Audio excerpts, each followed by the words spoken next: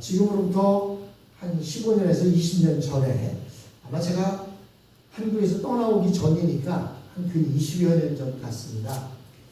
한국에 어떤 아주 유명한 한 의사의 소문이 났습니다. 얼마나 잘 고치는지 암 환자도 이분에게 가서 뜸을 뜨고 침을 맞으면 암이 나을 정도로 그러한 의사였습니다. 그래서 많은 환자들이 모였고 그로 인해서 의술을 베풀었습니다. 그런데 그 의사에 대한 고발장이 접수됐어요. 그 고발장의 이유는 뭐냐면 이 의사가 한의사 자격증이 없이 뜸을 뜨고 침을 놓았다는 것입니다.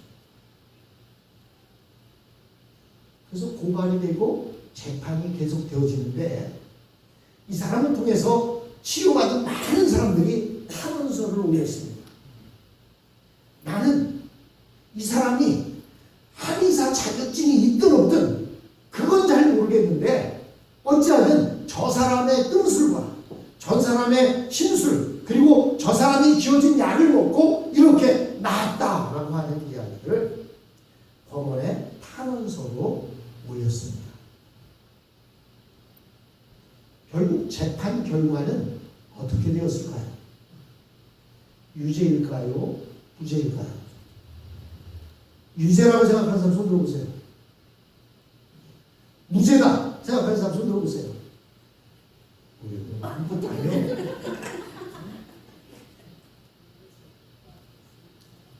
자, 이야기를 바꿔서 얘기해 보겠습니다. 제가 미국에 와서 처음 도착해서 한 1년 6개월 살았던 곳이 LA 지역 아닙니까? 그곳에 있으면서 내가 섬기는 교회 교인들이 어떻게 하면 저 목사님이 먹고 살 수 있도록 조금이라도 도움을 줄 수 있을까? 그러다가 몇몇의 부모들이 자기의 자녀들에게 저보고 테니스를 가르쳐주랍니다. 제가 잘할 수 있는 것 중에 하나가 운동 아닙니까? 테니스를 가르쳐달라고 해서 그들을 모아놓고 토요일 아침마다 테니스를 가르쳤습니다. 저는 제가 잘 친다기보다는 가르치는 거는 할 수 있을 것 같아요. 그래서 한 10여 명을 모아놓고 테니스를 가르쳤습니다. 그리고 한 달 정도가 지났는데 어떤 성도가 저한테 이야기를 하는 거예요. 목사님, 인스트럭터 자격증이 있으십니까? 제가 미국에 와서 이제 몇 개월 안 됐는데 무슨 인스트럭터 자격증이 있어요? 없어요. 그러면 목사님 가르치지 마십시오. 잘못하면 큰일 납니다. 네. 그래서 그 뒤로는 그 일을 하지 않았어요. 제가 테니스를 가르치는 것은 사람의 죽고 사는 문제는 아니었습니다. 하지만 그것도 인스트럭터 자격증이 없으면, 즉 가르칠 수 있는 자격증이 없으면 안 해야 되는 거예요. 특히 미국은 더더욱 더 강력하고 심합니다. 한국에서 이 한의사가 야매로 배웠다 할지라도 아주 유명한 스승에게 배워서 아주 유능한 의사였습니다. 하지만 그는 공부를 하지 않았어요. 그래서 한의사 자격증이 없었습니다. 결국 그는 많은 환자들을 치료하기는 했지만 결국은 유죄 판결을 받고 징역형 대신에 집행유예로 풀려나서 다시는 의술을 베푸지 마라 라고 하는 법원의 명령을 받게 되었습니다. 한국도 그런데 미국은 더 심하지요. 뭐든지 자격증이 없이 잘못하면 암만 내가 선의를 가지고 한다 할지라도 자격증이 없으면 문제가 될 때가 많이 있습니다. 그래서 오늘 우리 사회는 자격증이 없으면 살 수 없는 사회가 되었습니다. 의사가 되려면 의대를 나와서 의사 자격증을 받기 위한 모든 준비 과정을 거치고 그리고 시험이나 테스트를 거쳐야만 그래서 합격해야만 의사가 될 수 있는 것입니다. 아무리 그 사람이 의술이 뛰어나다 할지라도 자격증이 없으면 그 사람은 불법으로 의술을 행하게 되는 것입니다. 아무리 말을 잘하고 법에 대해서 능통했다 할지라도 그 사람이 변호사로 일을 하든지 판사로 일을 하려면 어떻게 해야 돼요? 법대를 나오든지 로스쿨을 나와서 그들이 원하는 그 자격을 갖추고 난 뒤에 그 일을 해야만 하는 것입니다. 그런데 우리 인간의 문제가 얼마나 복잡한지 우리에게는 각 분야에 전문가들이 수없이 많고 박사들이 넘쳐나지만 우리 사회에는 해결되지 않는 문제들이 너무나도 많이 있습니다. 오늘 본문의 내용이 바로 그것을 이야기하고 있습니다. 예수님께서 이제 하룻밤 밖에 나가서 주무시고 다시 성전으로 돌아왔습니다. 오는 길에 시장한데 무화과 나무에 혹시나 열매가 있을까요? 살펴보았지만 열매가 없었습니다. 그래서 무화과 나무를 저주했더니 말라버렸습니다. 지난 시간 우리는 그것은 무화과 나무를 저주하기보다는 그것을 통해서 열매 없이 하나님을 믿는다고 하면서도 알맹이가 없는 바리새인과 사두개인들, 유대인들을 책망하는 모습이었다고 지난 시간 우리가 함께 살펴보았습니다. 그리고 예수님이 성전에 들어가셨습니다. 그리고 성전에서 어제는 상을 둘러엎으시고 비둘기 파는 사람들 또는 이런 짐승들을 파는 사람들을 다 둘러엎으시고 내주셨지만 오늘은 말씀을 가르치셨습니다. 이렇게 말씀을 가르치고 있는데 오늘 본문에 보니까 대제사장들과 백성의 장로들이 나와 이르되 내가 무슨 권위로 이런 일을 하느냐 또 누가 이 권위를 주었느냐라고 이렇게 묻고 있습니다. 이 말은 다시 말하면 너 인스트럭터 자격증 있어? 너 교사 자격증 있어? 너가 교사 자격증이 있어서 지금 이 성전에 와서 사람들을 가르치고 있는 거야? 라고 묻고 있는 것입니다. 예수님은 예루살렘에 입성하실 때에 스가랴의 예언대로 나귀 새끼를 타고 입성하셨습니다. 그때 많은 사람들은 알 수 없는 힘에 이끌려서 예수님에게 호산나 다윗의 자손이여 하면서 소리를 쳤습니다. 뿐만 아니라 어린 아이들은 찬양을 부르면서 예수님을 쫓아왔습니다. 그리고 나서 예수님은 성전에 들어가셔서 성전에서 장사하고 돈 바꾸는 사람들을 내어 쫓으셨습니다. 그런데 그때 이렇게 내어 쫓으시고 또 말씀을 가르치시니까 유대인들이 예수님에게 묻는 거예요. 너는 도대체 무슨 자격으로 이런 일을 하느냐라고 묻고 있는 것입니다. 너는 불법으로 가르친다라는 의미가 들어있는 것입니다. 즉 유대 지도자들은요 자신들이 성전에서 이렇게 장사를 하거나 누구를 가르치는 것은 바로 대제사장이나 사내들인 의회에 승인을 받고 합법적으로 하고 있다고 생각했습니다. 그래서 오늘날에도 사실 성경 말씀을 많이 잘 알고 있는 사람들도 있지만 성경 말씀을 많이 잘 알고 또 성경 공부를 잘 가르친다고 해서 다 목사라고 하지는 않습니다. 적어도 신학교를 공부하고 소정의 과정을 이수하고 또 그것에 대한 검증을 받고 그래서 논문도 쓰고 시험도 보고 해서 합격한 사람들이 목사로 서서 말씀을 전합니다. 그렇다고 해서 목사가 성도들보다 말씀을 더 많이 한다라고 말할 수는 없습니다. 어떤 성도는 목사보다 더 많은 성경을 잘 알고 있는 사람도 있습니다. 다만 목사들은 프로페셔널로 설교를 하는 법을 배웠고 조직신학을 배웠고 구약신학, 신약신학을 배웠고 목회학을 배워서 체계적으로 설교할 수 있도록 배웠다는 것 뿐이지 목사가 꼭 성도들보다 성경 말씀을 더 많이 한다라고 말할 수는 없어요. 하지만 그래도 목사 자격을 가진 사람들이 설교를 합니다. 그러면서 목사들도 그런 생각을 할 거예요.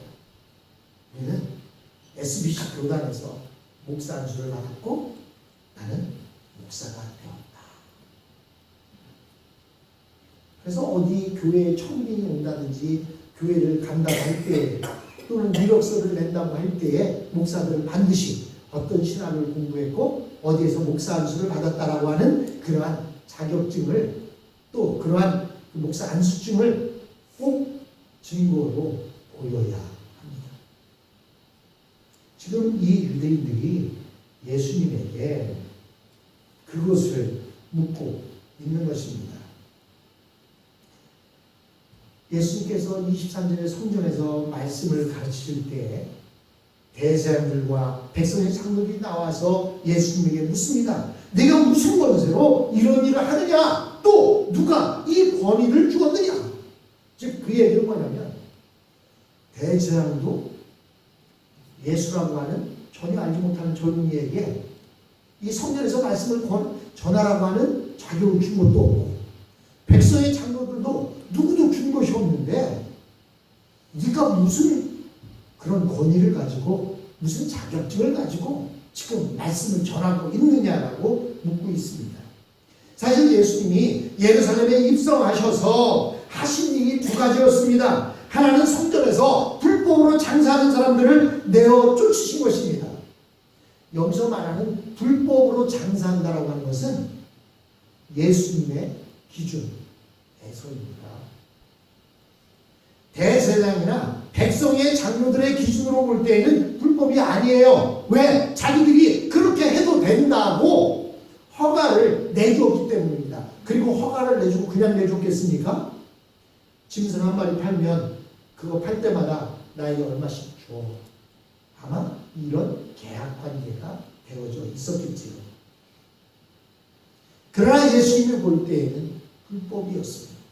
그래서 불법으로 장사하는 자들을 내어 쫓으셨습니다.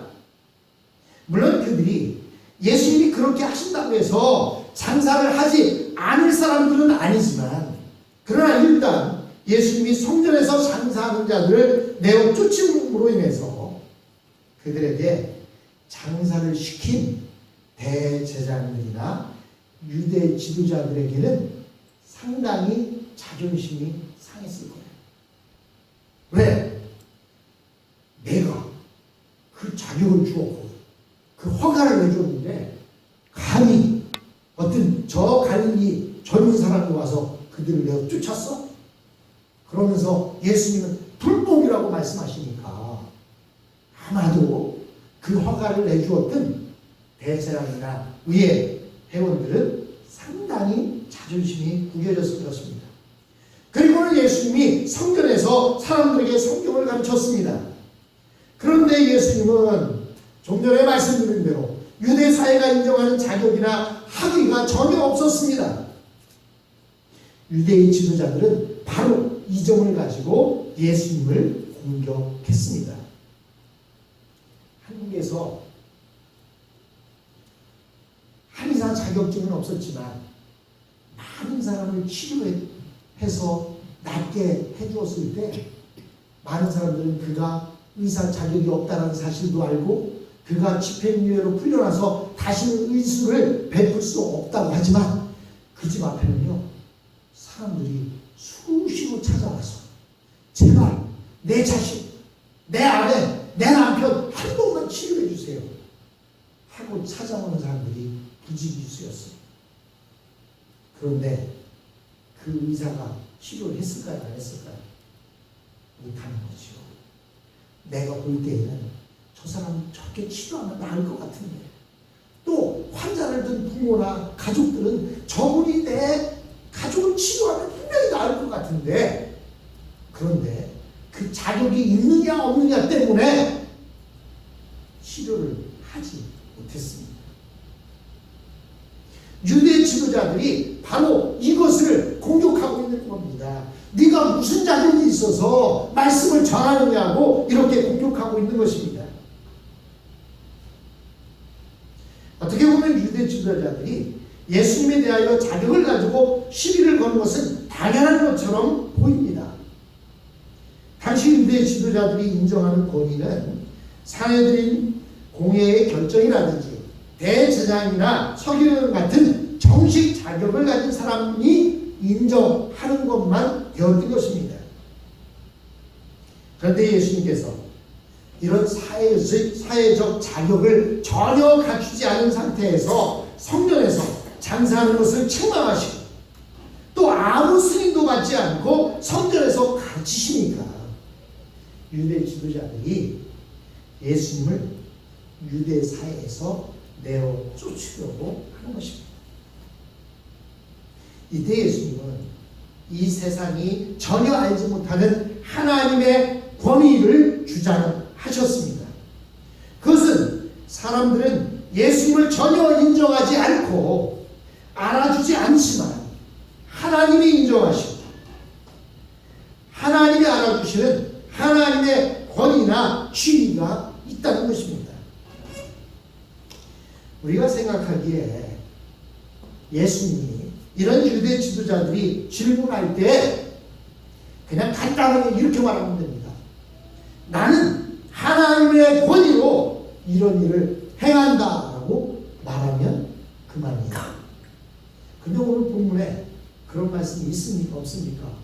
그런 말씀 없어요. 그런 말씀을 하지 않으시고 그들이 예수님에게 묻자 예수님은 대질문을 합니다. 그래요? 질문을 합니다. 24절로 25절입니다. 예수께서 대답하시되 나도 한 말을 너에게 물으니 너희가 대답하면 나도 무슨 권위로 이런 일을 하는지 이르리라. 말하면서 요한의 침례가 어디로부터 왔느냐? 하늘로부터냐? 사람으로부터냐? 라고 이렇게 질문을 합니다. 예수님은 자신의 권세가, 자신의 권위가 하나님으로부터 왔다고 대답하지 않으셨습니다. 만약 예수님께서 그렇게 대답하셨더라면 유대 지도자들은 뭐라고 했을까요? 그러면 네가 하나님으로 받은 권위를 가지고 이런 일을 한다면 하늘에서 불이 떨어지게 해라.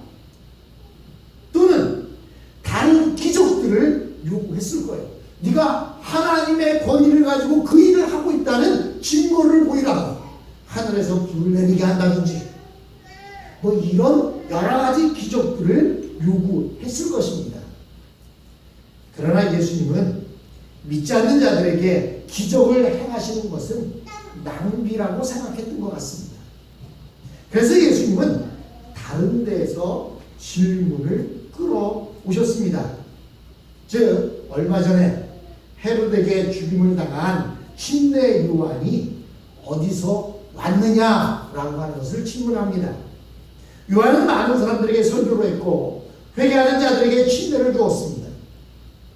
그런데 침례 요한이 침례를 준 근거가 사람이 준 것이냐 아니면 하나님이 준 것이냐 하는 것입니다. 침례 요한의 침례는 유대 사회에서 승인을 받은 것도 아니었고 인정을 받은 것도 아니었습니다. 침례 요한이 독단적으로 회개하라 천국이 가까웠다라고 말씀을 전하셨던 것이고 그 말씀에 회개하는 자들에게 독단적으로 침례를 베풀었던 것입니다. 그런데 문제는 일반 백성들은 신뢰 요한을 하나님이 보낸 사람이라고 믿고 신뢰를 받았지만 유대 지도자들은 이것을 인정하지 않아서 신뢰를 받지 않았던 것입니다. 여기서 우리는 이스라엘 백성만 가지고 있는 아주 중요한 특징을 하나 발견하게 됩니다. 그것은 바로 유대 사회의 최고의 권위는 사내들인 재판정의 권위나 국회의 권위나 학식 많은 랍비들의 권위가 아니었다는 것입니다. 이스라엘 백성들에게 있어서 최고의 권위는 바로 하나님의 말씀이었습니다. 물론 옛날 이스라엘이나 유대의 지도자들은 선지자의 말을 듣지 않고 그들을 죽이기도 했습니다. 그러나 최종적으로는 모든 것이 하나님의 말씀대로 되었습니다. 그러니까 이스라엘 백성에게는 왕의 명령이나 혹은 법정의 결정이나 학자의 주장이 아니라 하나님의 말씀이 최고의 권위를 가지고 있었습니다. 심지어는 왕도 선지자의 말씀에 복종해야 했고, 왕이 하나님의 말씀을 거역하면 선지자가 와서 책망했습니다. 여러분, 다윗 왕과 나단 선지자의 관계를 아시지 않습니까? 나단이 다윗에게 와서 다윗을 책망하지 않습니다. 그래서 이스라엘 왕국의 이야기인 사무엘상을 보면, 사무엘상하를 볼 때 사무엘상에 맨 먼저 왕의 출생을 이야기하는 것이 아니라 사무엘이 어떻게 태어나게 되었는지 그것을 이야기하는 것으로 시작하고 있는 것을 봅니다. 이것은 하나님의 말씀이 왕의 말보다 더 높은 지위에 있다는 것을 보여주고 있는 것입니다. 침례요한은 세상에서 인정해주는 지위나 권세는 아무것도 가지지 않았지만 하나님이 침례를 주라고 하셨기 때문에 정치하는 사람들의 허락 없이 침례를 줬던 것입니다. 이것은 오늘 기독교에서도 마찬가지입니다. 종교개혁자 칼뱅은 말하기를 아무리 어린 아이라 하더라도 바른 하나님의 말씀을 가지고 이야기할 때에는 목회자나 다른 직분자들도 그것이 하나님의 말씀이라면 그 말씀에 복종해야 한다라고 이렇게 말했습니다. 우리가 예수를 믿기 전에는 이 세상의 권위나 이 세상의 지식이 너무나도 멋있고 절대적인 것 같습니다. 그러나 우리가 하나님을 알고 나면, 하나님의 말씀을 알고 나면 인간의 모든 지혜나 지식들이 모두 빛을 잃어버리고 맙니다. 우리가 예수를 믿고 하나님을 알고 나면 하나님의 영광이 얼마나 찬란한지, 이 세상의 권세와 영광이 다 빛을 잃어버립니다. 그리고 이 세상의 그 요란한 자격들과 시위와 권세들이 아무 의미가 없어져 버립니다. 그래서 많은 젊은 크리스찬들은 예수를 믿고 난 후에 어떻게 보면 이 세상에서 목적을 상실하는 증세가 나타나게 됩니다. 그냥 오직 주님 앞에 와서 찬양하고 예배하고 기도하는 것만 좋지, 세상에서 무슨 자격증을 따거나 이러는 것 자체마저도 이거는 하나님의 말씀에 비하면 아무것도 아니야라고 그 의욕을 상실하는 경우들도 있게 됩니다. 예수를 믿기 전까지만 해도 열심히 공부를 해서 이런저런 자격증을 따거나 혹은 어떤 지위를 가지는 것이 목표였는데 하나님을 알고 나니까 그런 것들이 모두 의미를 잃어버리고 마는 것입니다. 그렇다고 하면 우리 예수 믿는 사람들은 세상의 자격증을 따면 안 될까요? 공부를 더 하면 안 될까요? 세상에서 원하는 그런 자격들, 기준들, 세상의 권위들, 권세들을 받으면 안 될까요? 그럼 아닙니다. 받아야 합니다. 더 열심히 해서 높은 자리에 올라가야 합니다. 더 열심히 해서 자격증을 많이 따야 합니다. 그러나 그것이 내 명예와 내 지위를 위해서가 아니라 하나님의 영광을 위해서, 복음을 전하기 위해서 필요한 것입니다. 1988년에 한국에서 88 올림픽이 있었습니다. 그 88 올림픽을 할 때 88 올림픽 조직위 위원장이 누구냐면 박세직이라고 하는 조직위원장이 있습니다. 이 사람은 서울시장도 했던 사람이에요. 근데 이분은 여의도 침례교회의 안수 집사입니다. 근데 이분이 서울시장으로 있을 때 여의도 침례교회에 담임 목사님이시던 목사님이 서울시를 방문을 했습니다. 근데요, 서울시를 방문한 이유가 뭐냐면 이 서울시장이 자기를 초청해서 우리 서울시는 아침마다 경건 예배를 드리는데 목사님 말씀 좀 전해 주십시오. 그래서 서울시 청사를 찾아갔더니 서울시장만 타는 엘리베이터에 자신을 태우고 서울시장 자리로 가더니 자기에게 자신의 자리를 양보하고, 그리고 목사님, 우리 서울시는 제가 시장으로 있는 한 아침마다 찬양을 틀어주고 말씀을 들려주고 기도하면서 하기 시작합니다 라고 이야기하더라는 겁니다. 만약에 그 박세직이라는 사람이 서울시장이 아니라 서울시에서 청소를 하고 있는 청소원 공무원이었다면 그렇게 할 수 있었겠습니까? 물론 제가 청소하시는 분들을 비하하는 게 아닙니다. 저는 우리가 열심히 해야 하는 이유를 말씀드리기 위해서 이야기하는 거예요. 높은 자리에 세상 자리에도 가 있으니까 서울시 전체에 아침마다 말씀을 듣고 기도하면서 시작할 수 있지 않습니까? 그런 목적이 있어야 된다. 그냥 내 권세와 내 능력만을 위해서 공부하고 또 그 자격증을 따는 것이 아니라 하나님의 영광을 위해서. 여러분, 우리가 잘 되어야 잘된 뒤에 나가서 예수 믿으십시오 할 때 나봐, 나 알잖아. 예수 믿기 전에 내가 얼마나 생활이 궁핍했어. 먹고 살기도 정말 엉덩이가 찢어질 정도인데 뼈에 걸려서 못 찢어질 정도였어. 그런데 내가 예수 믿고 나니까 봐, 하나님 주셔서 내가 이렇게 살고 있잖아. 그래야 복음이 전파되어지는 것이고, 그래야 다른 사람들이 아 그래 정말 너를 보니까 나도 예수를 믿어야 되겠다 그렇게 생각하는 것이지.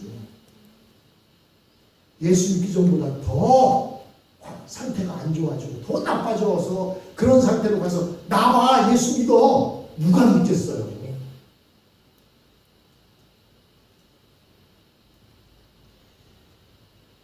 여러분,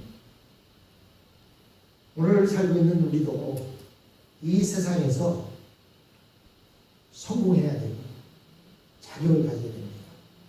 그리고 권세도 있어야 합니다.